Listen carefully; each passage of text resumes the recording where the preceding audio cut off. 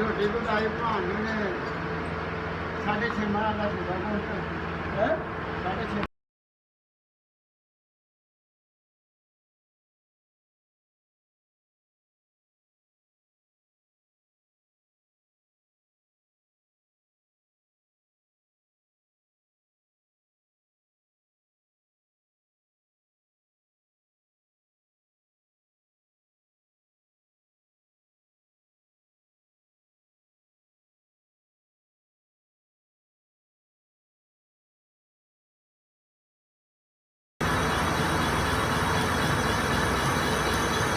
ਭਾਈ ਇਹਨੇ ਆ ਭੈਣ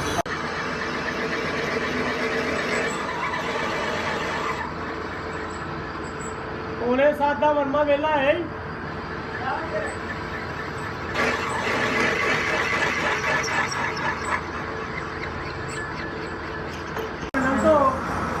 जो तो है ना मैं रख दिया और मैं तेरे मगर मगर लगा फिरा तू मेरे अगे लगा फिरे मैं पाँदा फिरा तू पवादा फिर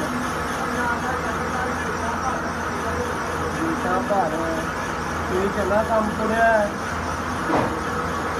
जिन्होंने कोई नहीं लभदा उन्होंने बुरा लभदा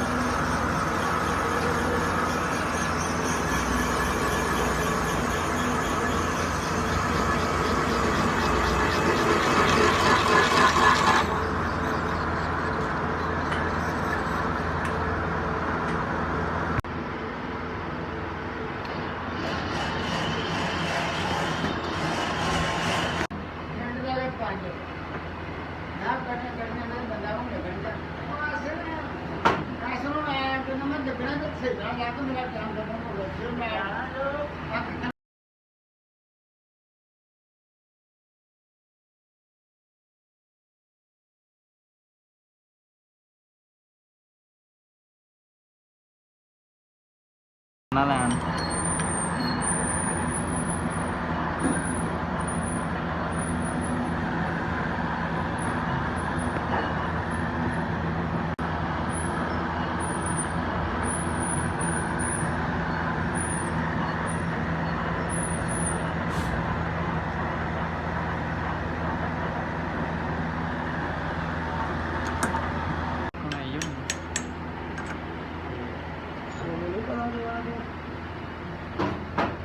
होना हो सकता फर्क हो गया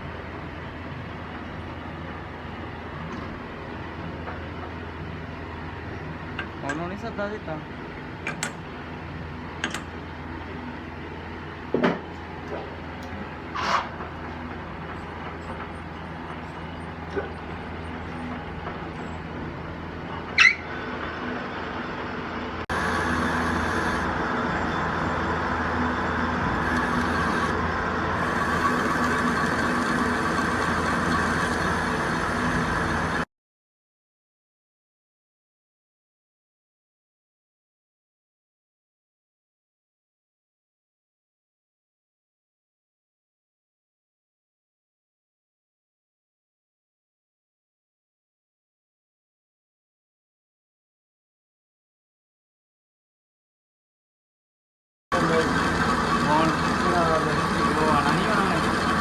पूरे पूरे सारे ने पैसे दे दिया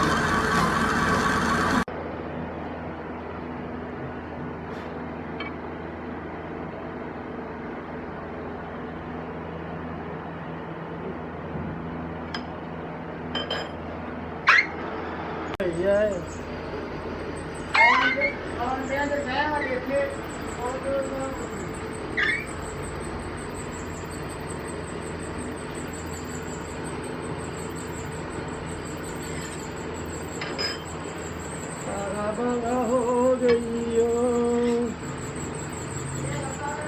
तो गाइस जैसा कि आप देख सकते हैं कि तोता बोर हो चुका है। ये देखिए जी, इस तरह का बोर होता है। ये देखिए शाफट में कोई लूजिंग नहीं होगी, कोई फ़र्क नहीं होगा। ठीक है, इस तरह से हमारा काम होता है। ये देखिए जी, ठीक है, इस तरह से हम शाफट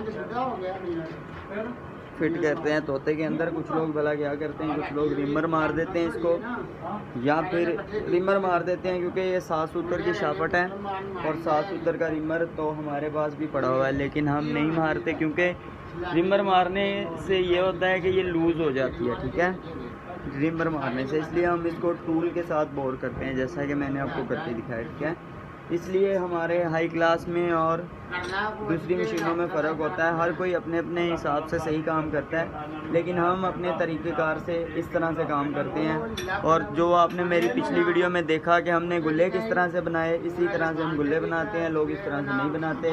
मशीन ट्राई करने का भी हमारा अलग तरीका होता है। ठीक है, इसलिए हमारी मशीन का थोड़ा रेट ज़्यादा होता है, हमारा काम अच्छा होता है। ठीक है जी, तो ये थी हमारी आज की वीडियो। उम्मीद करता हूँ कि आपको वीडियो पसंद आई होगी। तो अगर आप लोग चैनल पर नए हो तो चैनल को सब्सक्राइब कर लो, बेल आइकन को प्रेस कर लो, ताकि आने वाली न्यू वीडियो का नोटिफिकेशन बआसानी आपको मिल जाए। मिलते हैं आपको नेक्स्ट वीडियो में, तब तक के लिए अपना ख्याल रखिएगा और हमें दुआओं में याद रखिएगा और चैनल को सब्सक्राइब कर लीजिएगा।